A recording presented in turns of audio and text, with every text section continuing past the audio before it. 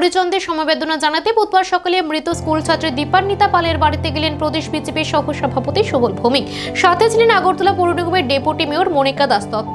পরিবার পরিজনদের প্রতি গভীর সমবেদনা জ্ঞাপন করেন বিজেপি নেতৃত্ব সুবল কুমার ভৌমিক এবং ডেপুটি মেয়র মনিকা দাস দত্ত।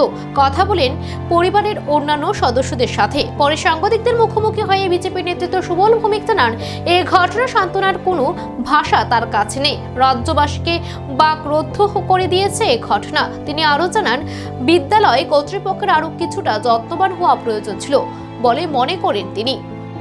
এই রাজ্যের মানুষকে বাকরুদ্ধ করে দিয়েছে, কোনো সান্ত্বনা নেই।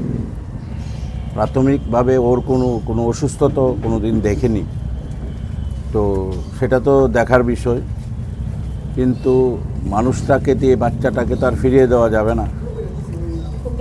ওর মা বাবা, আমি এর সঙ্গে ওর বাবা এখানকার আমাদের বুথের প্রেসিডেন্ট, এবং এখানে একটা ক্লাব, আমি কয়েকদিন আগে এই ক্লাবের পুজো উদ্বোধন করে গেছি। ওদের সঙ্গে একটা পারিবারিক সম্পর্কের মতো, মানে কোনো ভাষা আমি খুঁজে পাচ্ছি না সান্ত্বনা দেওয়ার জন্য। কি দেব, কাকে সান্ত্বনা দেব? এটা নিশ্চয়ই যদি কারোর কোনো ত্রুটি থাকে চিকিৎসা বা কিছু, কিন্তু মা বাবা যেটা বললেন যে পুরো হাসপাতালের সবাই মানে সাহায্য করেছে, পুরোদমে চেষ্টা করেছে, আমাদের কোনো এ ব্যাপারে কোনো অভিযোগ নেই, এবং এতটাই সাহায্য করেছে, চেষ্টা করেছে। বাকিটা এটা একটা দুর্ভাগ্যজনক ঘটনা। ভগবানের কোলে আশ্রয় নিয়েছে, ও ভালো থাকুক, এটুকু একটা শিশু। আমি ওর বাড়িতে এসেছি, দীর্ঘক্ষণ মা বাবা ওর আত্মীয় পরিজনদের সঙ্গে কাটিয়েছি।